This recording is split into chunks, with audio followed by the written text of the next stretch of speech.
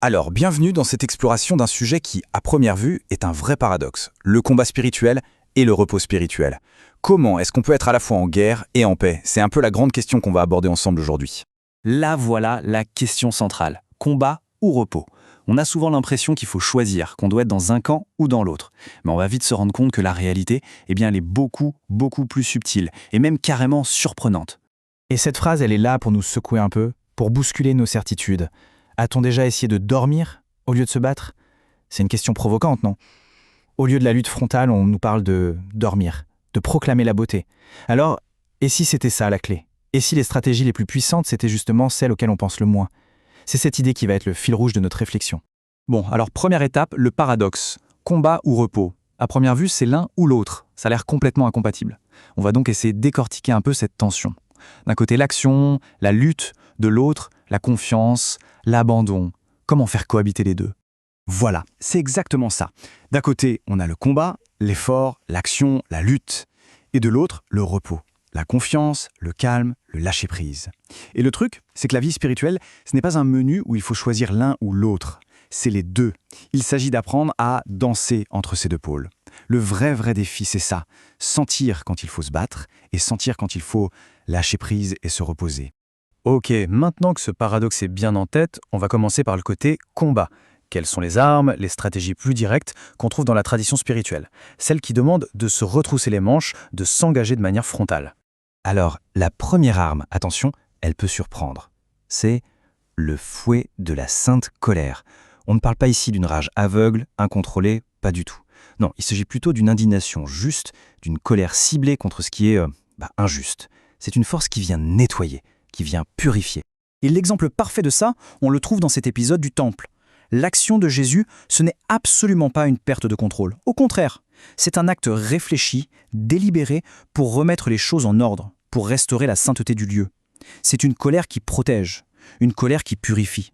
Autre arme du combat direct, le collectif. L'union fait la force, comme on dit. Et parfois, la plus grande victoire, elle ne se gagne pas seule avec son épée, mais tous ensemble, unis dans la louange. Et l'histoire de Jéricho en est l'illustration parfaite. Et c'est ça qui est incroyable dans cette histoire. La victoire, elle n'arrive pas avec des armes, des épées, des stratégies militaires. Non, elle arrive avec des chants. La louange, tous ensemble, devient littéralement une arme qui sème la confusion chez l'adversaire et qui fait tomber des murs. Bon, un bon soldat ne se lance jamais dans la bataille sans préparation, n'est-ce pas? Eh bien, dans le combat spirituel, c'est pareil. Il faut s'équiper, se préparer, se protéger avant même que le combat ne commence. La préparation, c'est déjà une partie de la victoire. Et c'est là qu'intervient cette fameuse image de l'armure de Dieu, la ceinture de la vérité, la cuirasse de la justice. Ce ne sont pas juste deux jolis symboles. Non, chaque pièce est une action concrète, une manière active de se préparer. C'est ce qui permet de tenir bon, de rester debout quand ça secoue. Ok, on a vu les stratégies de combat directes, les plus classiques on va dire. Maintenant, on change complètement de registre. On va explorer des tactiques beaucoup plus surprenantes, des approches qui vont bien souvent à l'exact opposé de nos réflexes naturels. Et la première de ces tactiques, c'est la fuite. Oui, la fuite. On pense tout de suite à la lâcheté, bien sûr, mais ici c'est tout le contraire. C'est une stratégie de pure sagesse. Parce qu'il y a des batailles qu'il ne faut surtout pas chercher à livrer. La plus grande victoire, c'est de les éviter. Et ce qui est super important de comprendre, c'est que ce n'est pas une fuite de quelque chose, mais une course vers autre chose.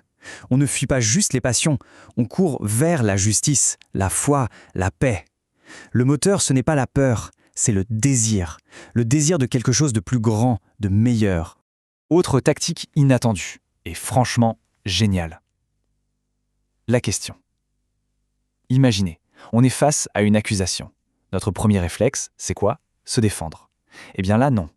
On fait tout l'inverse. On pose une simple question.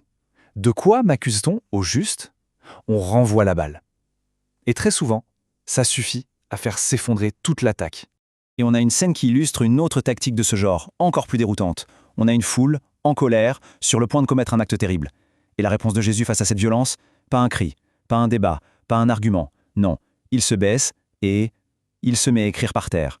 Ce simple geste, c'est un coup de génie. Ça casse complètement la dynamique de haine. D'un coup, ça crée un silence, un temps d'arrêt, un espace où chacun est renvoyé à lui-même. Ça désarme tout le monde. C'est l'exemple parfait d'une non-réponse qui est en réalité la réponse la plus forte qui soit.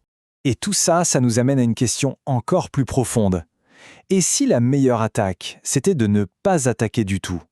Et si la vraie force, la force ultime, ne se trouvait pas dans la riposte, mais dans quelque chose de beaucoup plus silencieux?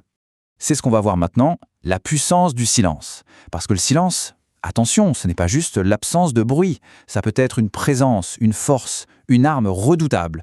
Pensez au procès de Jésus. Face à toutes les accusations, les mensonges, il choisit de se taire. Pour le monde, ça peut ressembler à de la faiblesse, à une défaite. Mais en réalité, c'est tout l'inverse. C'est une démonstration de maîtrise totale, de souveraineté absolue. Ce silence, il est assourdissant. Il crée une confiance absolue en une autre justice, une justice qui n'est pas celle des hommes. En ne répondant pas, ils refusent de jouer leur jeu. Ils refusent de donner le moindre poids à leurs mensonges. C'est d'une puissance phénoménale. Et on arrive maintenant au sommet de notre exploration, au cœur même du paradoxe. On a vu le combat direct, on a vu les tactiques surprenantes, et maintenant, on va toucher à la force ultime, celle qui réconcilie tout. Et cette force, on ne la trouve pas dans la lutte, mais dans le repos. Et là, la boucle est bouclée. On a fait tout ce chemin à travers les stratégies de combat, pour finalement découvrir quoi? Que la plus grande force se trouve dans l'exact opposé, dans l'abandon, dans notre capacité à arrêter de nous battre avec nos propres forces. Et ce verset, c'est vraiment la clé de voûte de toute cette réflexion. Il nous dit que le salut, la force, ça ne vient pas de notre agitation, de nos efforts effrénés.